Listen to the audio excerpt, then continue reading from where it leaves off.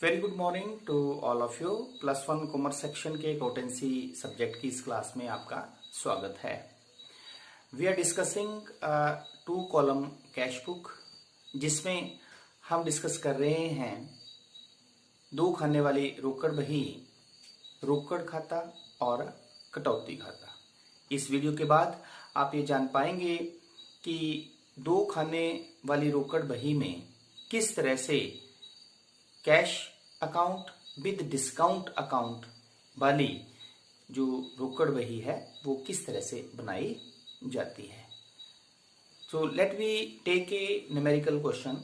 The question is prepare the 2 column cash book from the following transaction for the month of April 2020 and the first transaction is on April 1st cash balance ₹8,000। तो cash का balance हमें ₹8,000 दिया गया है, जिसे आप debit side में या तो टू ओपनिंग बैलेंस या टू बैलेंस ब्रॉट डाउन करके लिख सकते हैं। तो जैसा कि फॉर्मेट आपके सामने है 2 कॉलम कैश बुक का, कैश विद डिस्काउंट कॉलम। तो सबसे पहले हम लिखेंगे 2 column cash book for the month of April 2020।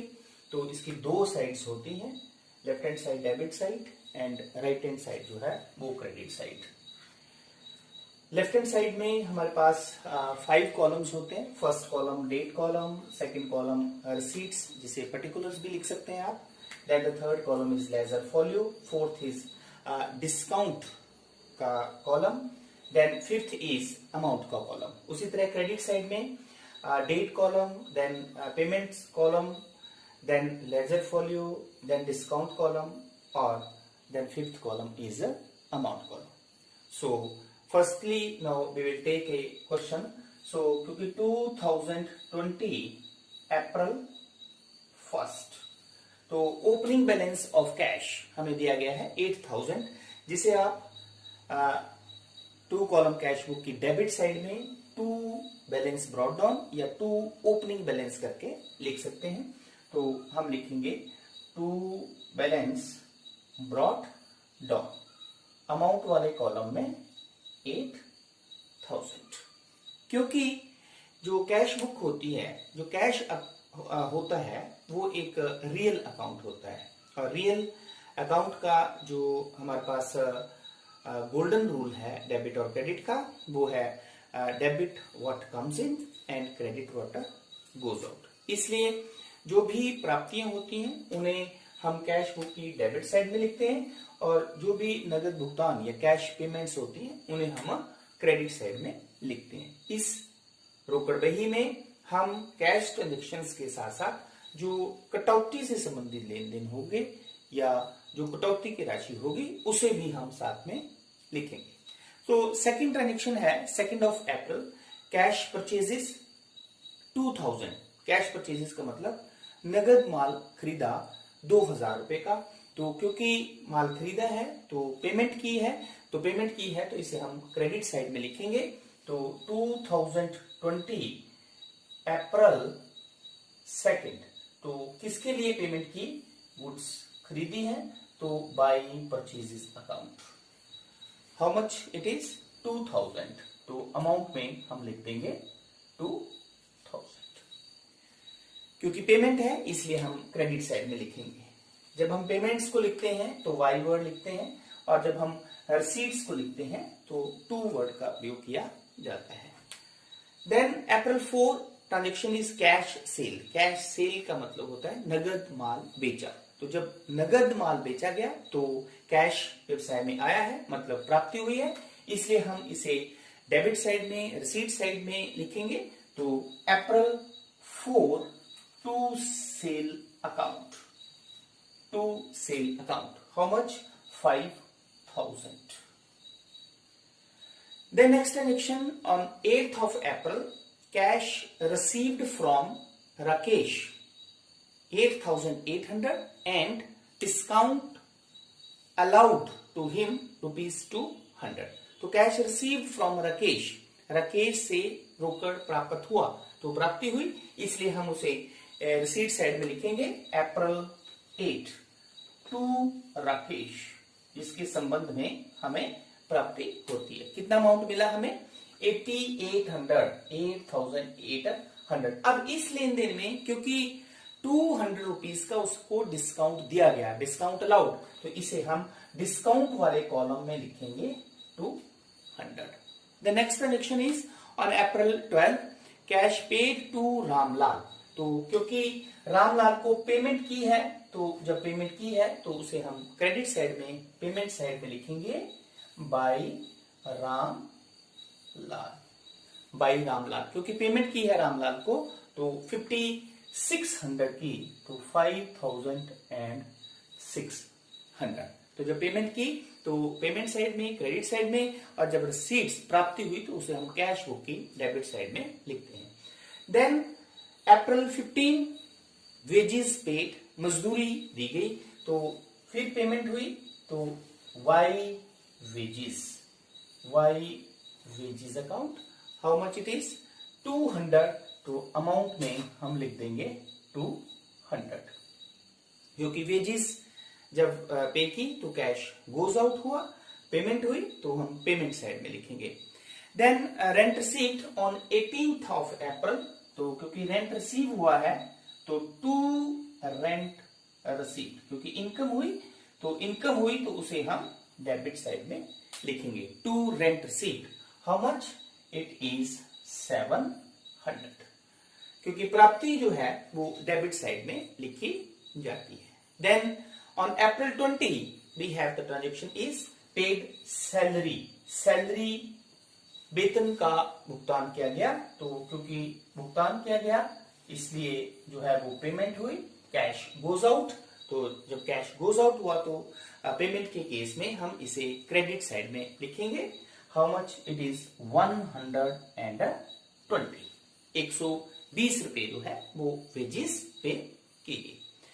Then on April 21st, the transaction is received from Mukesh 8,000 and allowed him discount ₹50। हमें मुकेश से 8,000 रुपए मिले और उसे 50 रुपया जो है वो कटौती दी गई। तो क्योंकि प्राप्ति हुई 21st of April to Mukesh, क्योंकि मुकेश से हमें पैसे मिले हैं तो to Mukesh, how much it is 8,000 रुपया मिला और 50 रुपए जो है वो उसे कटौती दी गई, इसलिए उसे हम डिस्काउंट वाले कॉलम में लिख देंगे, क्योंकि इस लेन देन में मुकेश से हमें रोकड़ प्राप्त हुआ है तो प्राप्ति हुई है और प्राप्तियों को हम कैश बुक की डेबिट साइड में लिखते हैं। Then on 22nd sold goods for cash, तो फिर हमने 22nd को नगद माल बेचा, तो टू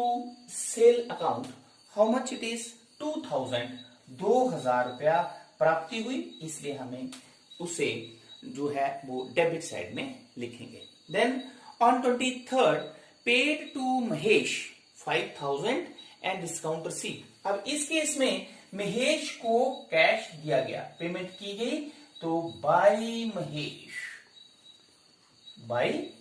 क्योंकि महेश को पेमेंट की गई है तो उसे हम पेमेंट साइड में लिखेंगे 5,000, how much 5,000 and how much discount is received, discount is 30 rupees, 30 रुपया जो है वो डिस्काउंट हमें प्राप्त होता है, इसलिए हम उसे डिस्काउंट वाले खाने में लिखेंगे। Then on 25th the transaction is purchase furniture खरीदा गया, तो क्योंकि जब फर्नीचर खरीदा गया तो पेमेंट हुई, तो by furniture account, how much it is 2,000, तो हम इसे क्रेडिट साइड में अमाउंट में लिख देंगे 2,000। After that on 26th of April paid to Palaram 3,800 settle his account of ₹4,000। Palaram को 4,000 रुपीज देने थे, लेकिन उसका जो अकाउंट है वो 3,800 रुपए देकर जो है वो सेटल कर दिया गया। तो पेमेंट हुई, तो 26 को जब पेमेंट हुई तो बाई पालाराम, बाई पाला राम। अब कितनी पेमेंट दी उसको 3800, तो कैश में हम लिखेंगे 3800 और अमाउंट जो उसको देना था हमने वो देना था 4000। इसका मतलब क्या हुआ कि 200 रुपया जो है वो डिस्काउंट रिसीव हुआ।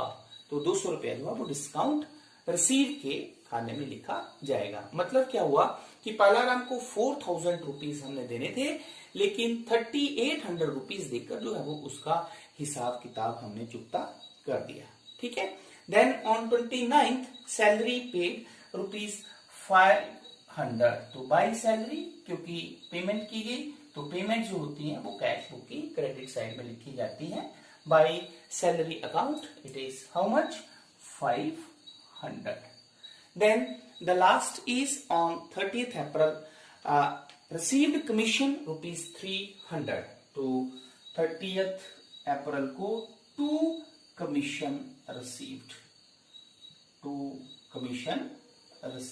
How much it is? It is 300। तो इस तरह से हमने इस लेन देन को लिखा।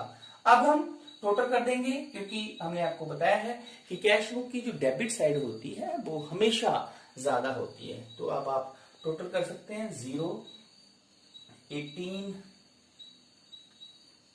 32,800। देन क्रेडिट, तो अब हम क्रेडिट साइड का टोटल करते हैं। तो क्रेडिट साइड में डिफरेंट ट्रांजेक्शंस हैं, आप देख सकते हैं 0, देन 2, 13, 14, 16 प्लस 6, 22, 19,220। तो पेमेंट्स का टोटल जो है वो 19,220। देन जो कैश बुक की रिसीट्स प्राप्तियां जो है वो है 32,800। देन अब आप डिफरेंस कैलकुलेट, बैलेंस कैलकुलेट कर सकते हैं। Then you have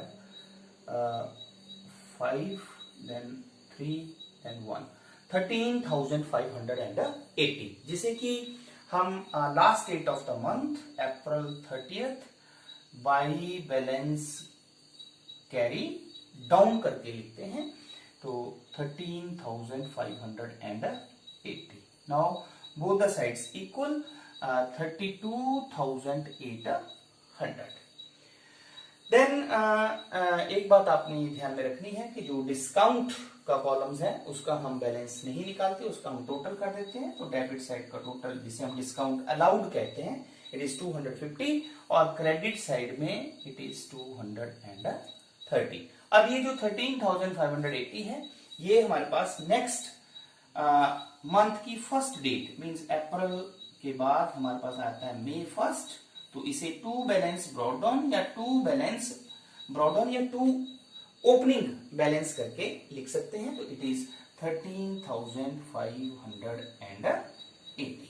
so this is 2 column cash book, cash column with discount column. तो इस तरह से आज के इस क्वेश्चन से हमने जो है वो 2 खाने वाली रोकड़ बही, जिसमें कटौती और कैश दोनों को कैसे बनाते हैं ये हमने डिस्कस किया। तो आई होप कि इस वीडियो के बाद आपको 2 column cash book, cash account with discount account बनाना जो है वो आ जाएगा। Thank you very much.